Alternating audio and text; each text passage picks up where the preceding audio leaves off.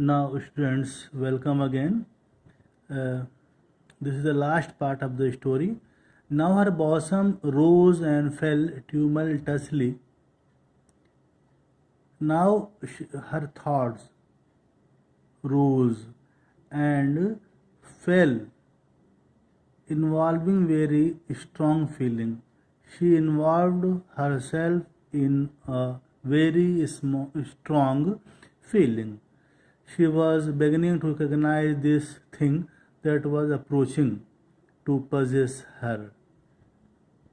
She was feeling that thing in herself, in her, as uh, she is controlling her itself, and she was striving to beat it back with her will. As powerless as her two white, thin hands would have been. When she abandoned herself, a little whispered word escaped her slightly parted lips. She said it over and over under her breath: free, free, free. This thought, this thought was coming uh, in her bosom, in her thought. Freedom. She thought that her husband had died, so she has become free. The vacant stare and look of terror that had followed it went from her eyes. The terror, the fear, the confusion, whatever she had, went away, disappeared from her eyes. They stayed keen and bright. And now there was brightness in her eyes. Her pulses beat fast, and the uh, coursing blood, running blood, warmed and relaxed every inch of her body. She was very excited as the thought of freedom came to her mind. She did not stop to ask if it were or were not a monstrous joy that held her, a clear and exalted perception, understanding enabled her to dismiss the suggestion as trivial. She thought that thinking about her husband, that is very trivial, very small matter. She knew that she would weep again when she saw the kind, tender hands folded in death, the face that had never looked save with love upon her. Her husband never loved her, fixed and grey and dead. But she saw beyond that bitter moment a long procession of years to come that would belong to her absolutely, and she opened and spread her arms out to them in welcome. She was ready to face any hardship or difficulties in her life. Uh, if her husband is dead, she would suffer. So she made herself ready to face any hardship or difficulty. There would be no one to live for her during those coming years. She would live for herself. She thought there would be no one to live for her during those coming years. She would live for herself. There would be no powerful will bending hers in that blind persistence with which men and women believe they have a right to impose a private will upon a fellow creature. A kind intention or a cruel intention made the act seem no less a crime as she looked upon it in that brief moment of illumination. She thought that whatever she is thinking is not wrong. She is right, and yet she had loved him. Sometimes, often she had not. What did it matter? What could love, the unsolved mystery, count for in face of her possession of self-assertion, which she suddenly recognized as the strongest impulse of her being? Suddenly, she thought that often she had not. Here, what did it matter? What could love, the unsolved mystery, count for in face of the possession of self assertion, which she suddenly recognized as the strongest impulse of her being, most powerful force? She thought that whatever the thought, the ideas are coming are very strong. Free, body and soul free, she kept whispering. Josephine was kneeling before the closed door with her lips to keyhole, imploring for admission. Lousy, open the door. I beg, open the door. You will make yourself ill. What are you doing, Lousy? For heaven's sake, open the door, her sister requested. But she did not know in what happiness she is. Go away. I am not making myself ill. No, she was drinking in a very elixir. She was uh, drinking. She was drinking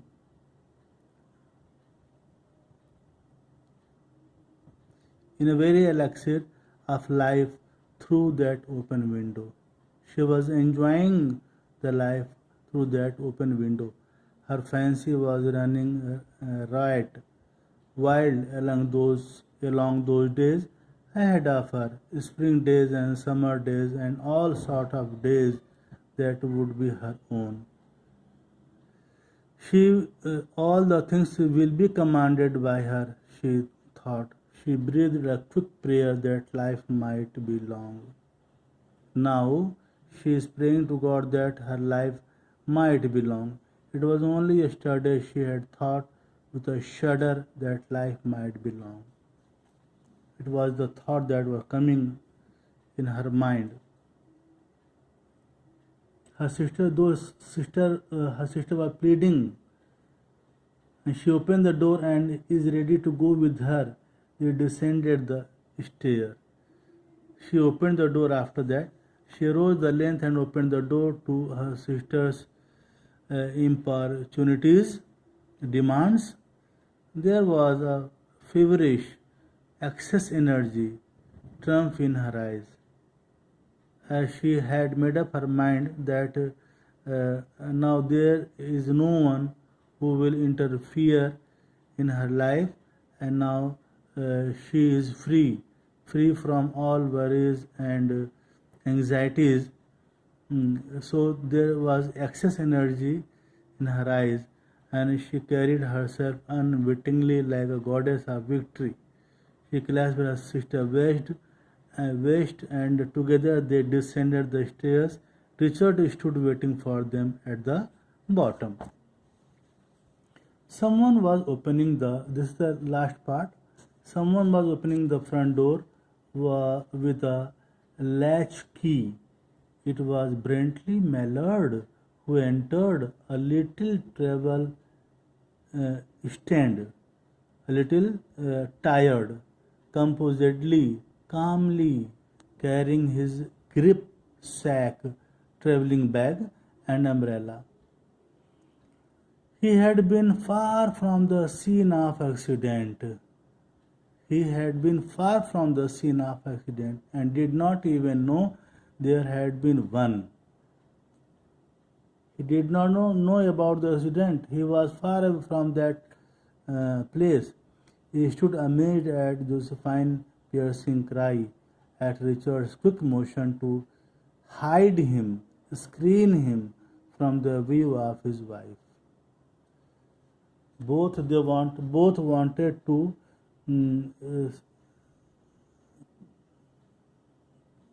not to show his wife from the view of his wife, but Richards was too late. And what happened When the doctors came, they said she had died of heart disease, of joy that kills. She was why? How did she? How sudden death of Mrs. Mallard? What happened? When she knew, suddenly the door opens and Mr. Millard, carrying his grip sack and umbrella, comes in. He is not dead and doesn't even know anyone thought he was dead. Richard and Josephine try to protect Mrs. Millard from the sight, but they fail to do so. Mrs. Millard sees her husband and receives the shock they had tried to prevent earlier and dies.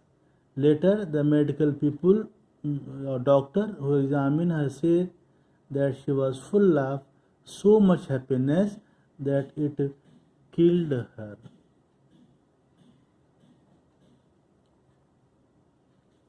But that was not the reality.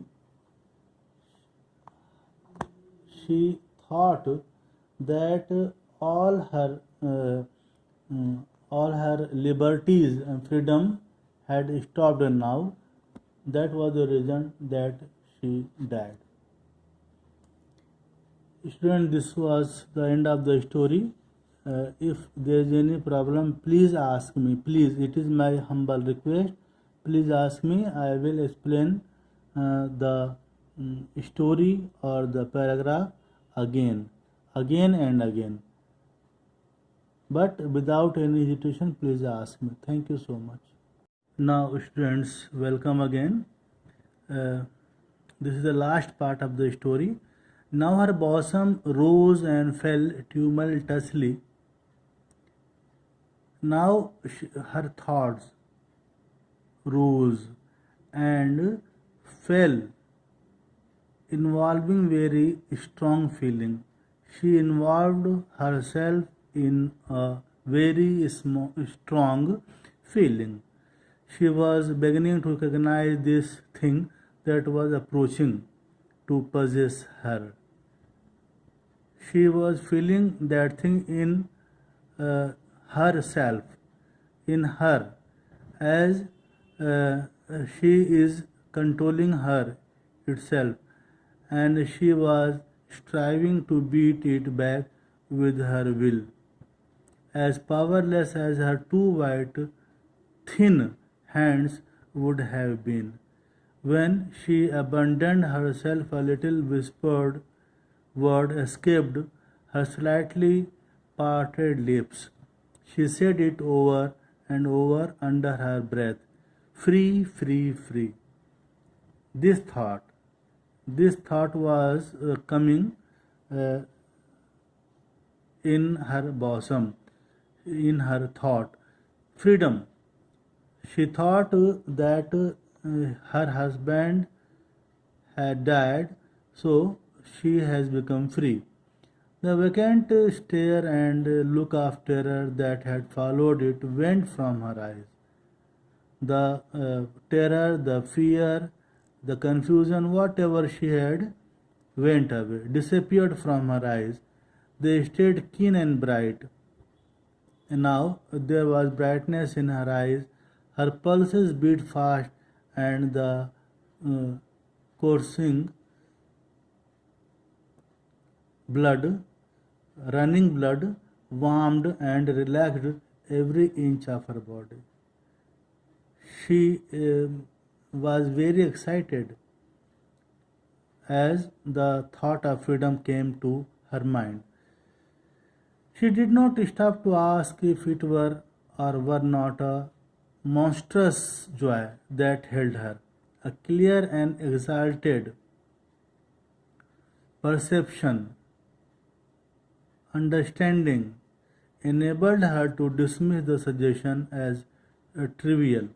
She thought that thinking about her husband, that is very trivial, very small matter.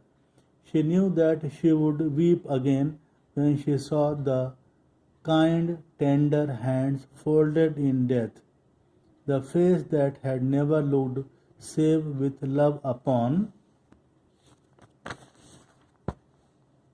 her.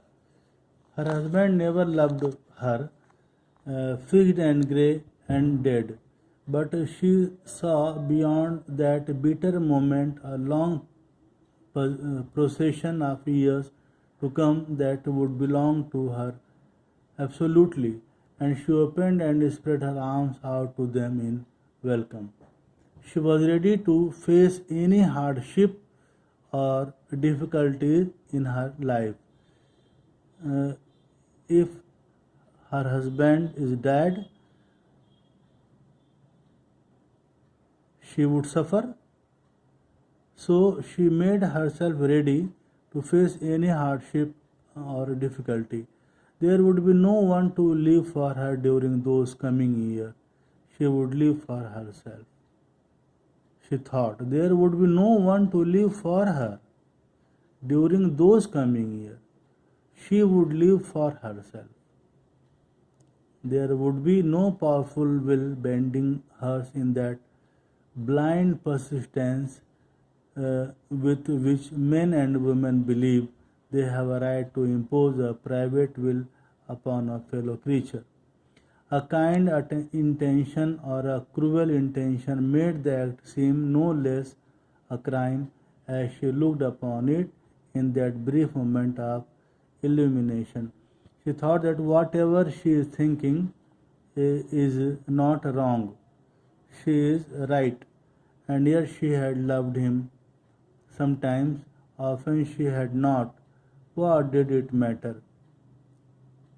What could love, the unsolved mystery, count for in face of her possession of self-assertion, which she suddenly recognized as the strongest impulse of her being? Suddenly, she thought that often she had not.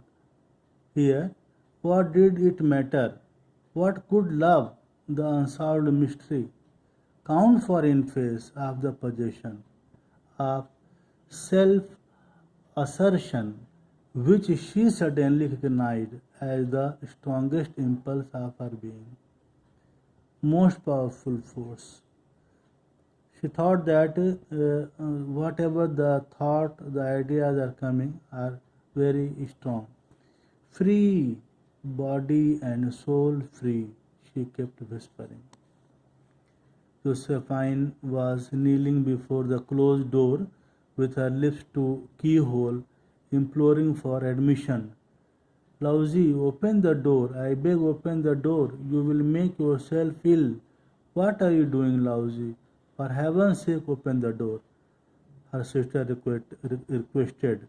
But she did not know in what happiness she is. Go away. I am not making myself ill. No, she was drinking in a very elixir. She was uh, drinking. She was drinking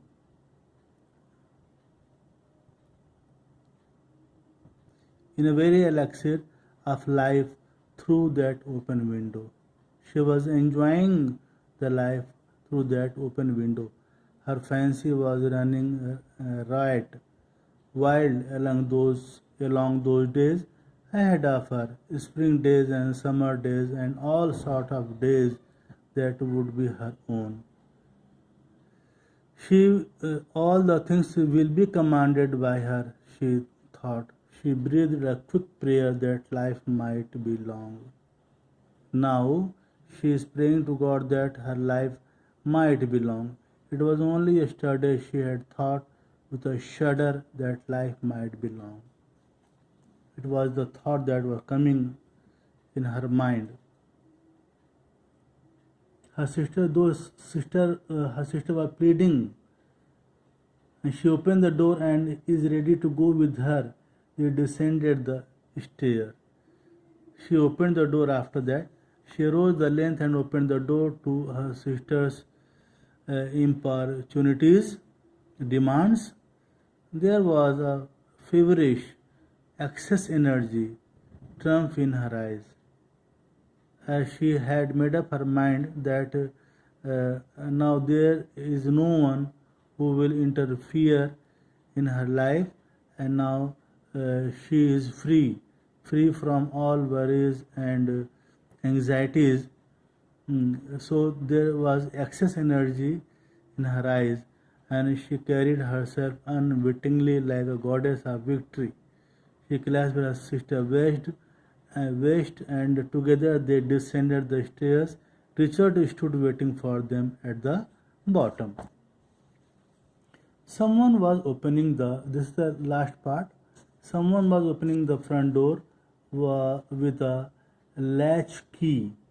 It was Bentley Mallard, who entered a little travel stand, a little tired, composedly, calmly, carrying his grip sack, traveling bag, and umbrella. He had been far from the scene of accident. He had been far from the scene of accident and did not even know there had been one. He did not know about the accident. He was far away from that place. He stood amazed at Josephine's piercing cry, at Richard's quick motion to hide him, screen him from the view of his wife. Both wanted to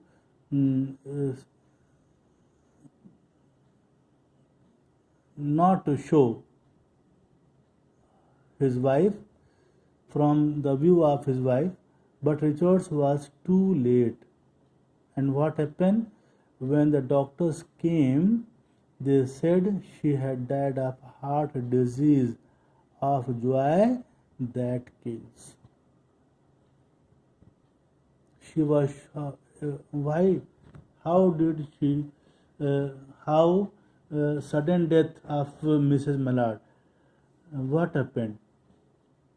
When she knew, suddenly the door opens and Mr. Mallard, carrying his grip sack and umbrella, comes in.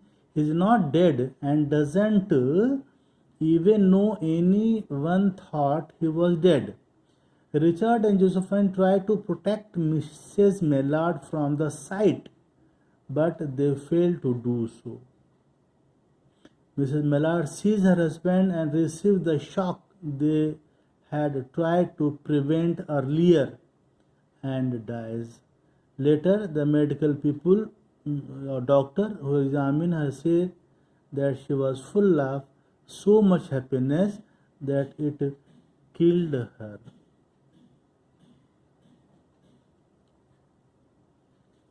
But that was not the reality. She thought that all her liberties and freedom had stopped now. That was the reason that she died. Student, this was the end of the story. If there is any problem, please ask me. Please, it is my humble request. Please ask me. I will explain the story or the paragraph again and again. But without any hesitation, please ask me. Thank you so much.